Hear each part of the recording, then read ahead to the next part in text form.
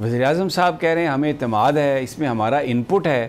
اعظم سواتی صاحب کہہ رہے ہیں کہ یہ کوئی میرے سینے میں ایسے راز ہیں اور میں نے حلف لیا ہوا ہے، یہ کڑوا گھونٹ ہم نے پیا ہے۔ فخر رحمان، یہ مجھے بیان فرمائیے اب ان میں سے سچا کون ہے اور جھوٹا کون ہے، اور یہ معاملہ کدھر جا رہا ہے؟ یہ تو ایک کانسٹیٹیوشنل جو کرائسس ہے اس کی طرف بڑھتا نظر آ رہا ہے، کیونکہ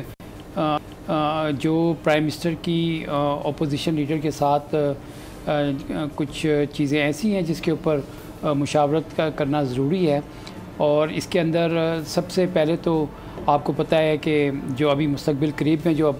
معاملات آ رہے ہیں وہ چیئرمین نیب کی تقرری نہیں، میں چیف الیکشن کمشنر کی بات کر رہا ہوں۔ ابھی نیب کا تو ہم آگے جا کے ذکر کریں گے نا، یہ چیف الیکشن کمشنر کی بات ہو رہی ہے۔ وہی میں آپ سے کہہ رہا ہوں کہ جیسے پرائم منسٹر نے کہا کہ اپوزیشن کے ساتھ مل کے چیف الیکشن کمشنر کی تعیناتی جو تھی وہ عمل میں لائی گئی۔ یہ راز کون سے ہیں اعظم سواتی صاحب کے پاس؟ اب یہ جو اعظم سواتی صاحب جس کڑوے گھونٹ کی بات کر رہے ہیں اور جن رازوں کی بات کر رہے ہیں، اگر تو آپ کے پاس اس طرح کی کوئی معلومات تھی تو اس کا مطلب ہے کہ جو صاحب اس وقت چیف الیکشن کمشنر ہیں وہ چیف الیکشن کمشنر بننے کے لائق ہی نہیں تھے، اور اگر کوئی اور معاملہ ہے تو آپ کو وہ رکھ دینا چاہیے سامنے۔ نہیں، اس کا مطلب تو میں کھل کے آتا ہوں، آپ ذرا تھوڑا سا ادھر ادھر آئیں بائیں دائیں کر رہے ہیں کیونکہ سینئر آدمی ہیں تو ظاہر ہے۔ علینا آپ ذرا بیان کیجئے، یہ جو اعظم سواتی صاحب کی جو گفتگو ہے اس سے تو ایسا لگتا ہے کہ پھر وزیراعظم صاحب نے بہت ساری باتوں کو چھپایا۔ اعظم سواتی صاحب کے سینے میں جو راز ہیں، بھئی تعیناتی تو کی وزیراعظم صاحب نے، وہ کہہ رہے ہیں میں راضی ہوں، یہ کہہ رہے ہیں کہ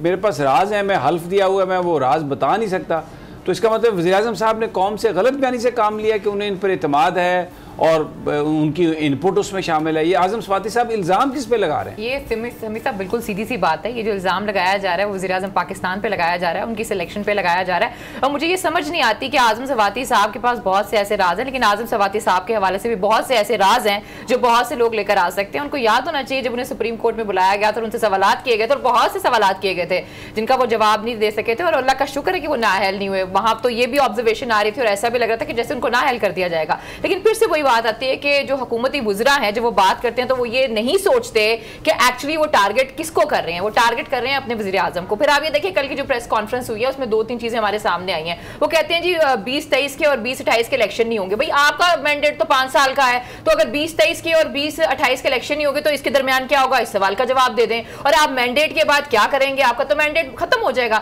اس سوال کا میں چاہوں گی کہ آپ بھی جواب دیں، اس سوال کا میں چاہوں گی کہ آپ بھی جواب دیں کہ 5 سال کے بعد ان کا مینڈیٹ ختم ہوتا ہے۔ اور اس طرح اگر ایک وزیر آ کر یہ بات کرتا ہے کہ 2023 کا الیکشن نہیں ہوگا، 2028 کا الیکشن نہیں ہوگا، تو یہ تو آئین کی خلاف ورزی کی بات نہیں ہوتی جناب۔ اچھا، اس میں فرق ہوئی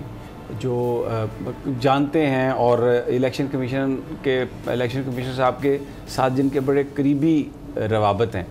ان کا یہ کہنا ہے کہ چیف الیکشن کمیشنر کو الیکٹرانک ووٹنگ مشینز کے استعمال پر کوئی ایشو نہیں ہے۔ وہ جو بیرون ملک پاکستانی ہیں ان کو بھی وہ ووٹ دینے کے لیے، حق دینے کے لیے تیار ہیں۔ ان کا کہنا صرف یہ ہے کہ یہ جو الیکٹرانک ووٹنگ مشین ہے اس پر ایک تو کنسنسس ڈیولپ ہو جائے، اور دوسری بات یہ کہ جو مین الیکشن کے آنے سے پہلے جو 2-3 الیکشنز اگر ہونے والے ہیں تو اس کو ٹیسٹ کر لیا جائے ان پروجیکٹس میں، اور اگر اس میں کوئی نقائص ہیں تو اس کو دور کر لیا جائے۔ لیکن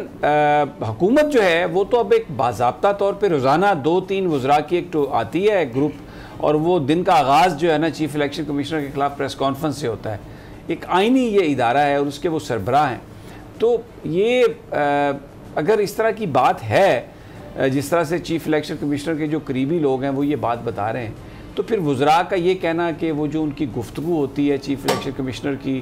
اس میں بالکل وہ وہی الفاظ استعمال کرتے ہیں جو اپوزیشن کے لوگ استعمال کرتے ہیں، اور یہ کہنا کہ انہوں نے پیسے لے لیے ہیں، یا یہ کہنا کہ وہ اس وقت ان کے ماؤتھ پیس بن گئے ہیں، ان کا ثبوت لانا، تو یہ گورنمنٹ اپنی پوزیشن خود اس سے ان کی آکورڈ نہیں ہو رہی؟ بالکل آکورڈ ہو رہی ہے، اور جیسے آپ نے کہا کہ ان کے جو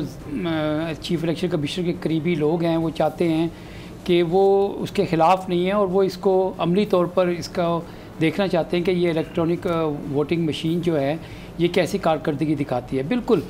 دیکھیں، یہ جو الیکٹرانک ووٹنگ مشین جو ہے جب تک اس میں انگوٹھا تو لگتا ہی نہیں ہے الیکٹرانک ووٹنگ مشین، جب تک اس کو استعمال میں نہیں لائیں گے تب تک اس کی خامیاں یا خوبیاں جو ہیں وہ آپ کو پتہ نہیں چل سکتی۔ تو بہتر ہے کہ اس کو ایک دفعہ جو ہے نا استعمال کر لیا جائے، اور پھر اس کے اوپر جو چیز سامنے آئے گی تب آپ اس کے اوپر ٹھوس قسم کا موقف بھی اختیار کر سکتے ہیں۔ محض दूसरी तरफ हुकूमत की जानिब से जो इस वक्त इल्ज़ामात लगाए जा रहे हैं, वो मेरा ख्याल में अब उसका टाइम गुजर चुका है, क्योंकि ये तो आपको उस वक्त देखना चाहिए था। अगर आप उनकी किसी सियासी वाबस्तगी के हवाले से कोई बात करते हैं तो जिस वक्त आप तकर्री कर रहे थे उस वक्त आपको अपनी रिजर्वेशन शो करनी चाहिए थी। और अब क्योंकि इतना अरसा गुजर चुका है उनकी तैनाती को, और आइंदा अब वज़ीर-ए-आज़म साहब ने इतने इत्मीनान का इजहार किया है, इमरान खान साहब की जो जजमेंट है उस पर अगर ये सवाल उठा रहे हैं वज़रा, तो ये तो इनको चाहिए कि वो वज़ीर-ए-आज़म साहब से बात करें इस हवाले से। लेकिन बहुत सारे लोग ये कहते हैं कि अगर ये वज़रा प्रेस कॉन्फ्रेंस कर रहे हैं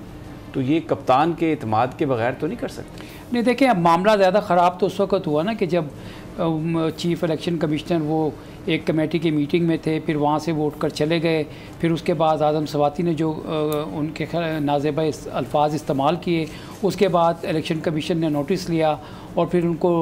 उनके ख़िलाफ़ नोटिस भी जारी किया गया, उनको बुलाया भी गया। तो उसके बाद से आप देखें कि आज बाबर अवान और आज़म सवाती दोनों ने प्रेस कॉन्फ्रेंस की थी, और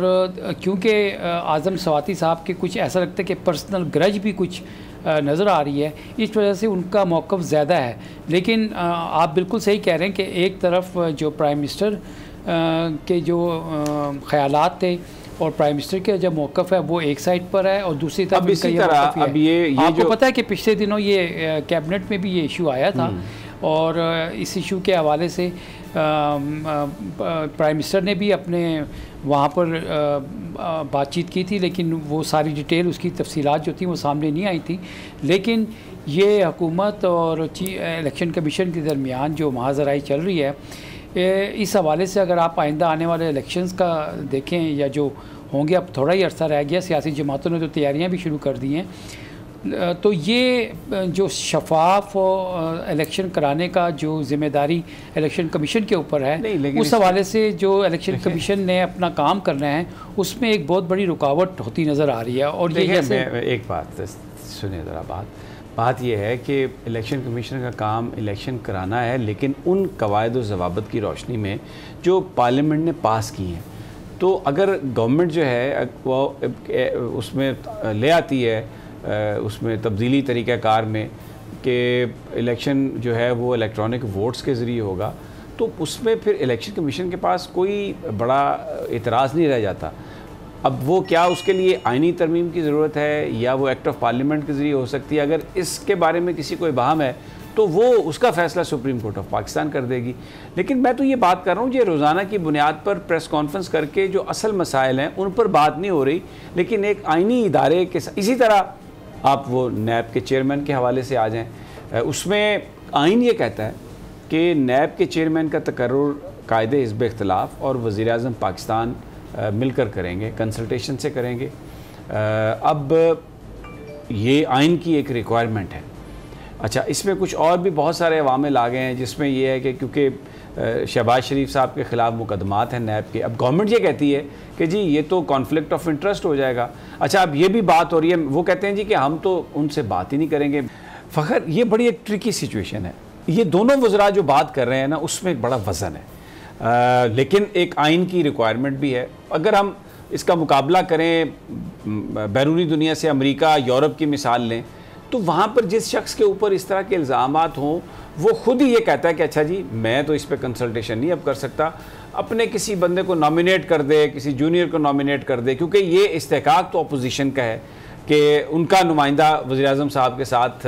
कंसल्ट करे। आइन कहता है कि वो कायदे हिज़्ब इख्तिलाफ हो। व्हाट डू यू से? ये एक बिल्कुल नई सिचुएशन है। देखें, अगर आप आइन के आर्टिकल को देखें तो उसके अंदर इस तरह की कोई सिचुएशन बयान नहीं की गई हुई है कि अगर कोई एक्यूज़ हो तो उससे फिर मुशावरत नहीं की जाती। एक्यूज़ भी नैब का हो, यानी किसी और इदारे का एक्यूज़ नहीं, वो जो मुकदमात कायम किए गए हों, जो इल्ज़ामात लगाए गए हों, वो नैब के ही हों। हाँ, देखें ना, इस तरह की कोई स्पेसिफिक रेस्ट्रिक्शन जो है वो कॉन्स्टिट्यूशन के अंदर नहीं है। वहाँ पे तो अपोजिशन और प्राइम मिनिस्टर के दरमियान कंसल्टेशन की बात की गई है। जैसे फ़ारूक नसीम साहब कह रहे थे कि कॉन्फ्लिक्ट ऑफ इंटरेस्ट की बात हो, तो कॉन्फ्लिक्ट ऑफ इंटरेस्ट की बात जो है वो इस वक्त इसके साथ उसको जोड़ना जो है वो बिल्कुल मुनासिब नहीं है, क्योंकि कानून आपको इस तरह की बात करने की इजाज़त नहीं देता। सब्सक्राइब करें और बेल दबाएं ताकि कोई खबर रह न जाए।